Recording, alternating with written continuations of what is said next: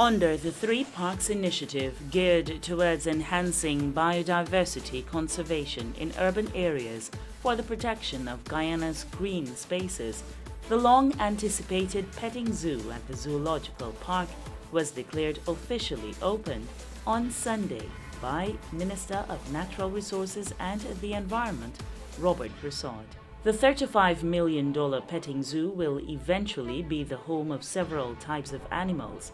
The objective of the zoo is to create an environment where children, in particular, can interact with certain species of animals that are harmless.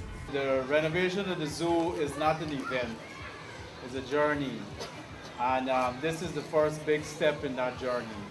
And if you look around, you will see the vision that we have of where we would like to end up. And that is a vision that of the zoo being a means of educating a generation of Guyanese that care about animals and that have a foundation in empathy.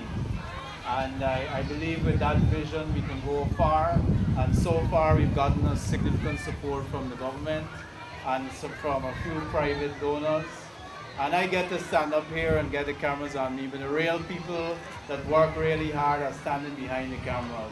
So if I could just give them a round of applause. They've worked really hard to bring us here. According to Minister of Natural Resources and the Environment, Robert Broussard, the experience of being able to interact with the animals is educational in nature and provides for an appreciation of Guyana's rich biodiversity.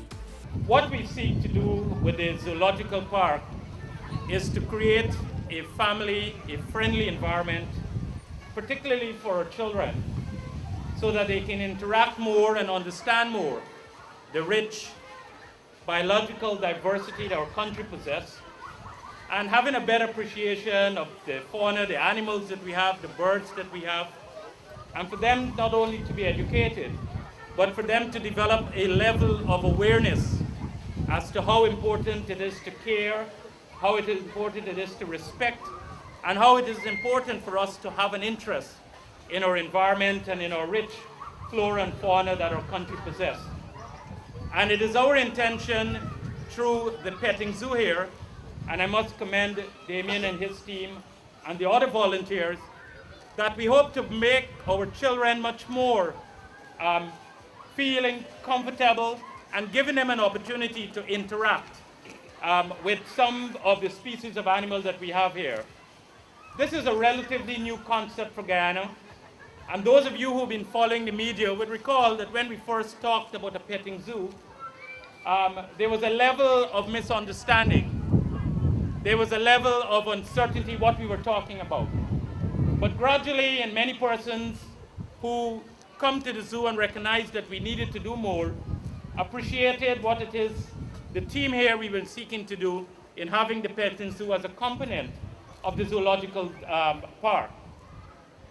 I'm quite sure Damien will talk a bit more about some of the features of the petting zoo, but I want to touch broadly on what it is that we're seeking to create in the wider Zoological Park and the Botanical Gardens.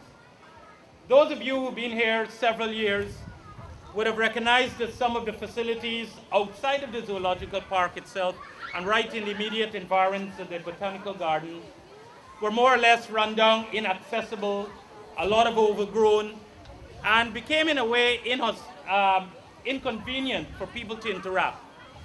Right in the Botanical Garden is in fact one of our major bird watching areas where a lot of tourists come. Many people don't know, but there's an established bird watching trail where people would come as early as 4:30, 5 a.m. in the morning. Foreigners in particular, those who travel to Guyana for bird watching, to be part of it.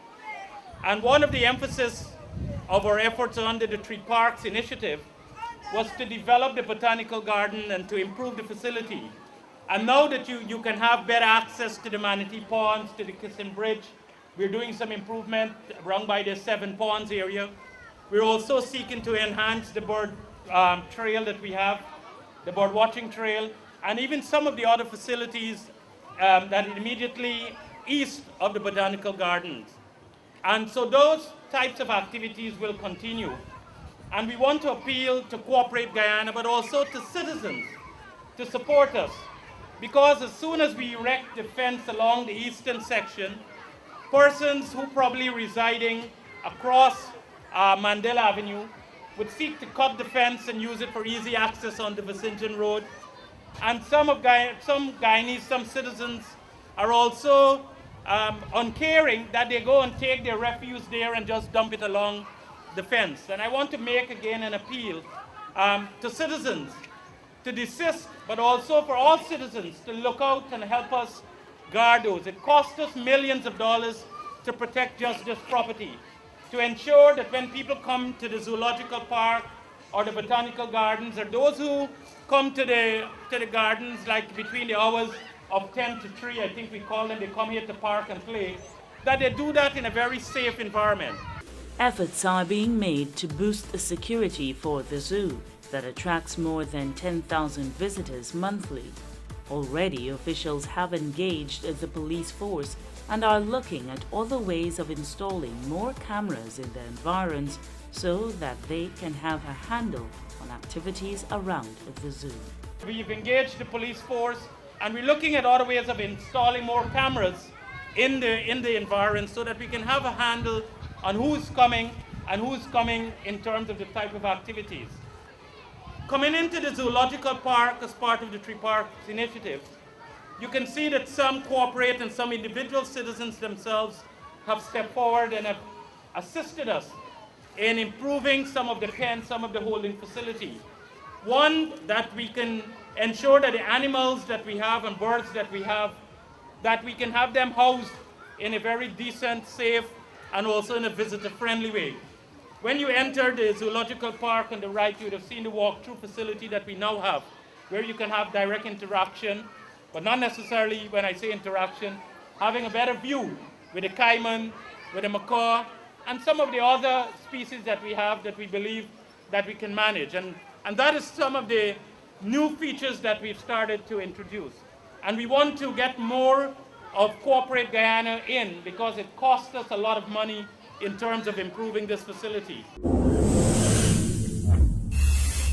The Three Parks Initiative is a collaborative effort among the Ministry of Natural Resources and the Environment, the Protected Areas Commission, the Bihari Group of Companies, and Conservation International.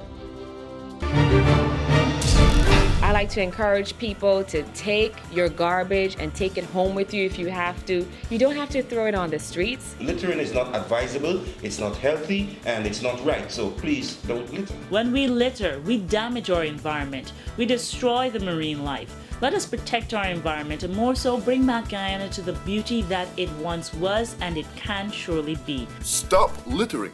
Do the right thing. The ministry has concluded a zoo-to-zoo exchange program which will see Guyana having a batch of new animals and species not known to South America.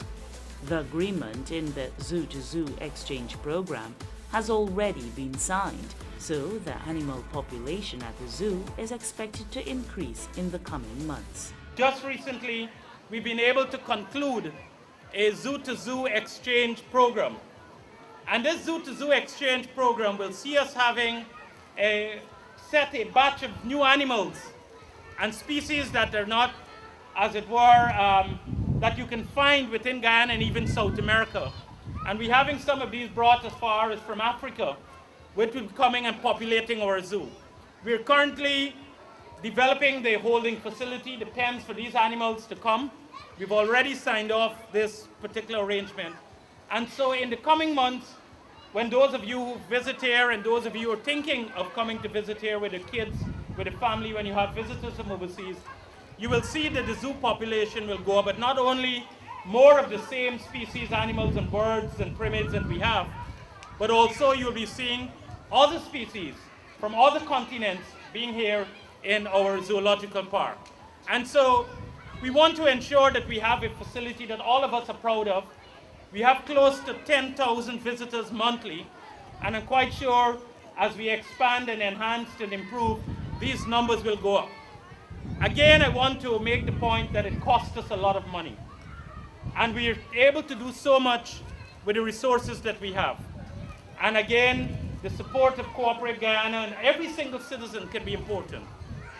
But because of the governments of Guyana, care and consideration, particularly for our children, we were able to benefit in excess of $35 million to build and develop this facility. And this facility is the government's gift to our children as we seek to enhance this facility.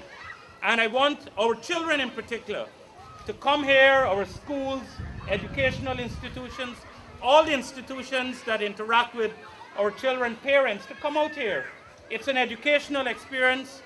It's an experience to appreciate what it is our country has, but also one in which we want you to develop a greater love and a greater belonging to the rich biodiversity of our environment. And again, as part of the Three Parks Initiative, I want to commend Damien and his hard-working team. It's a very young team that is working, and every single level of appreciation and work that they do should be commended. And sometimes you see the unfair criticism, and I don't want us to pay attention to that. It points to the fact that we are doing something, that changes are being made, improvements are being made, and I want all those who have a comment and a view of the zoological park to translate talk into action. Come out here and join the dozens of young volunteers from the university. We have staff from UNDP. We have staffers who do have full-time employment. Some of them are visitors coming and work here, and they come out here and they volunteer and be part of it. And I want our citizens to also come out and be part of this total effort of enhancing our Guyana Zoological Park, but more so in caring and ensuring that this petting zoo is a success. Shell Beach is a stretch of 90-mile long beach located in the northwestern region of Guyana. It is the only place in the country where 4 of the world's 8 endangered species of marine turtles come to lay their eggs. Littering is unhealthy and unsafe to both humans and animals. It is not our government or city council that has the only responsibility to keep our city clean. We also, as citizens, have a responsibility not to litter. The only way the garbage can get out on the streets is if we, the people in our country, throw the garbage out there. No bottle, don't walk out and get on the street. Stop littering. Do the right thing. The opening of Guyana's first petting zoo, the Commission has had nothing but positive feedback from the public. With the petting zoo, we've had an absolutely amazing response from people because it's the first time that people have actually ever been able to interact with the animals in such a manner. The kids are thrilled because, you know, they can actually feed something, they can touch the ponies and things like that, and it's a first for Guyana. And the response has been very, very positive. While you can touch the animals and interact with them, we are more looking for it to function as an education medium for persons to be aware of what happens when animals are abused. Now, a lot of the animals within the petting zoo and within the wider zoo are actually rescued animals or animals that have been donated under unhealthy circumstances. So we're actually going to use the zoo as a medium for education. We can no longer justify the zoo being just for entertainment now. The simple fact is a lot of the animals come in under duress or coming injured, or they were previous pets, exotic pets, and their owners can no longer handle the attention that they require, so they are left at the zoo. So we're going to use the zoo and the petting zoo as a medium to educate people. 1, you need to be kinder to animals. 2, animal cruelty is not something to be tolerated. And 3, as a medium for biodiversity conservation, we're trying to get over the message that wild animals should not be kept as pets. Wild animals belong in the wild.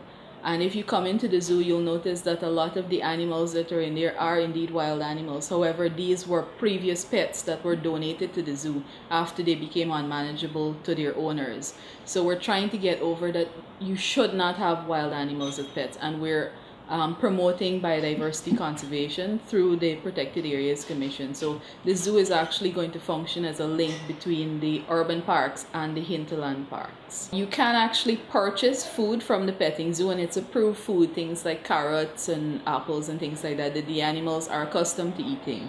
You're not allowed to bring in any outside food.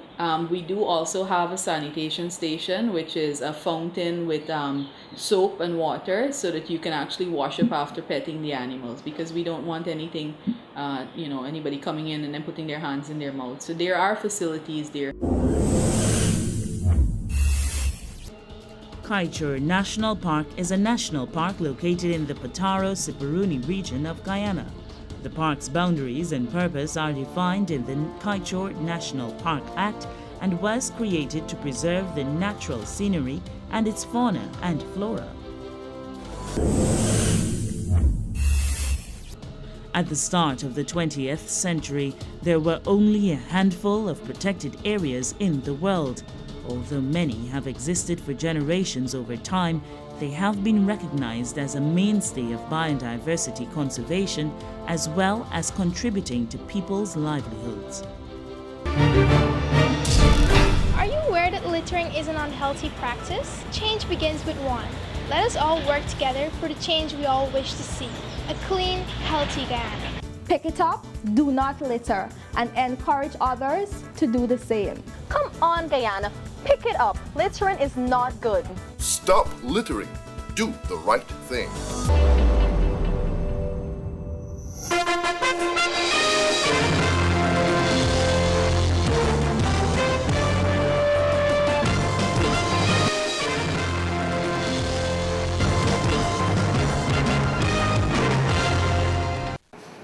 Here for the formal handing over of a completed study on the impact of investment, foreign direct investment, on the Guyanese economy, in particular the natural resources sector.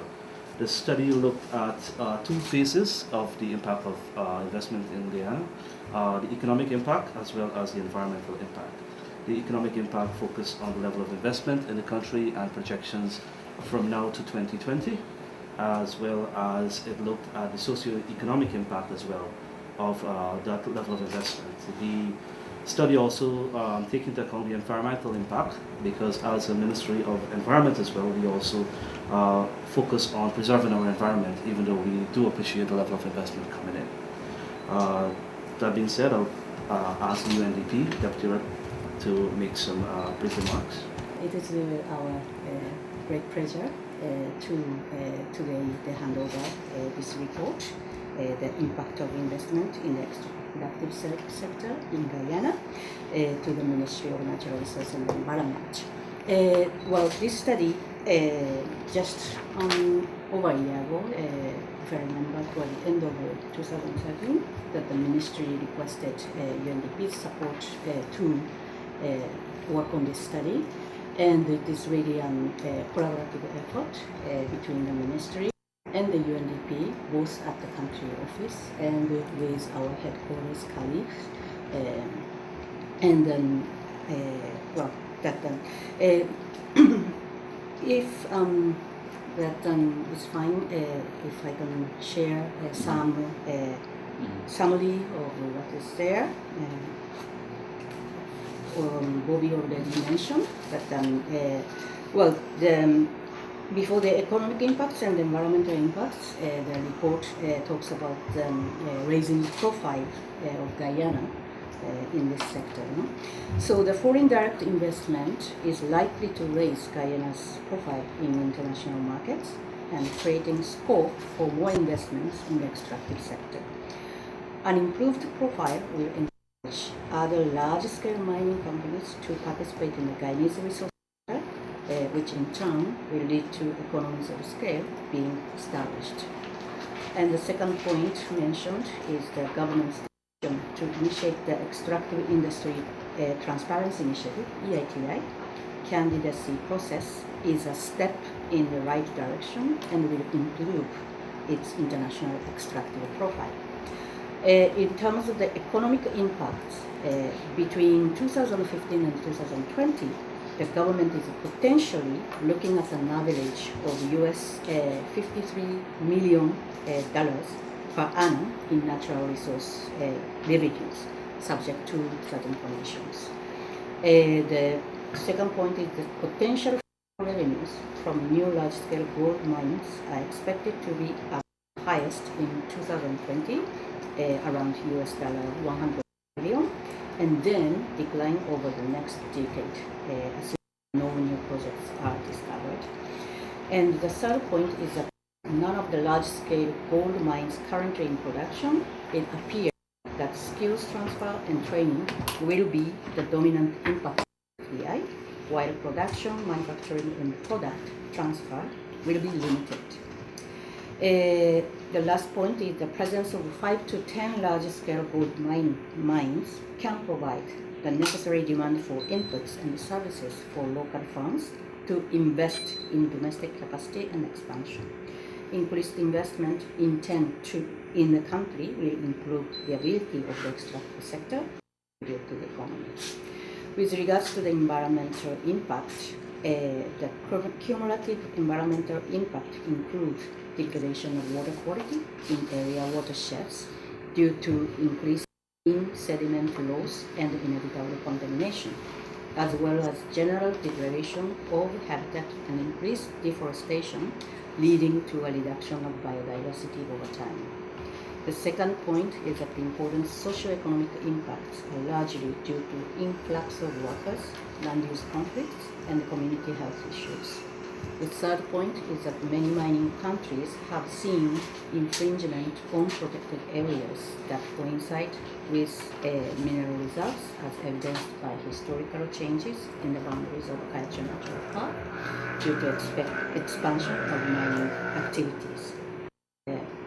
Minister, the study concluded that development of a long-term sustainable mining sector is possible, with a continued focus on creating appropriate mining policy and business environment possible for mining to become the driver of growth for the Guyana, while keeping its ecological heritage intact and improving the quality of life of its citizens.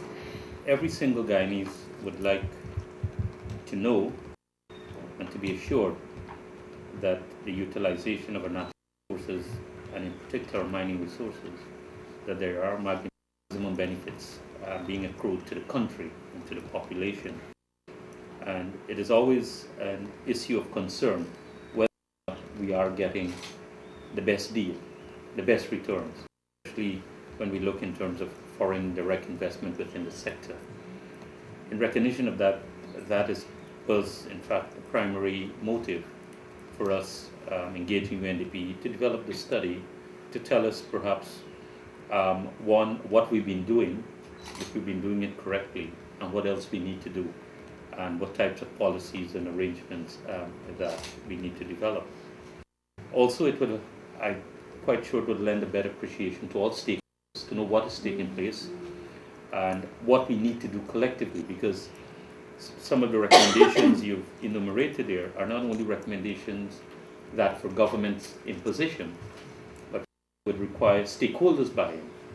And if stakeholders recognize that if we take these steps, we can bring greater benefits to the people, having the UNDP and having the type of technical work done will allow us to formulate, implement, and even monitor the type of policies and arrangements that we have. We intend to look at the study very closely. We directed that the study be sent to all our stakeholders, all the relevant boards, to start looking at some elements.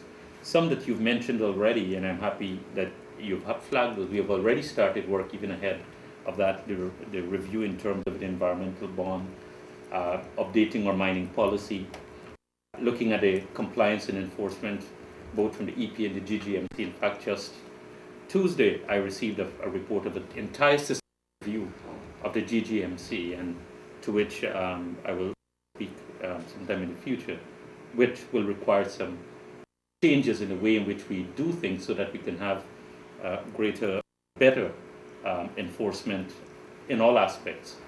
But certainly the report can be a useful tool, a useful guide, policy, going forward as we look for 2020 and And notwithstanding what comes out of elections in May 11, certainly this report will have to move forward if we're talking about this very critical and important sector. We intend as early as possible to put systems in place so that the necessary action is taken. Certainly we would like from time to time periodically to review where we are given changes, whether in terms of what is happening within the sector, looking in terms of policy, and we see this report as an important stepping stone, and the continued engagement of UNDP in ensuring that development of the sector is done in a way that it meets not only national requirements, but also it responds to the needs of our people, and it meets their expectations to as much as we seek to have conformity in terms of global standards, whether it's CITI and some of the other initiatives that we are pursuing. So let me commend you and your team for responding to this request and developing this study. I'm quite sure it will be a study that will itself trigger much debate, which is necessary to, so that different insights and perspective. But at the end of the day, it is assuring us that we are on track in terms of our outlook, in terms of foreign direct investment in the sector. But we need to do certain things so that we can remain on the right track and certainly be ahead of the curve in this regard, and from a public servant standpoint, be able to satisfy the expectations and the aspirations of our people and how it is that we develop and utilize our natural resources. Thank you very much.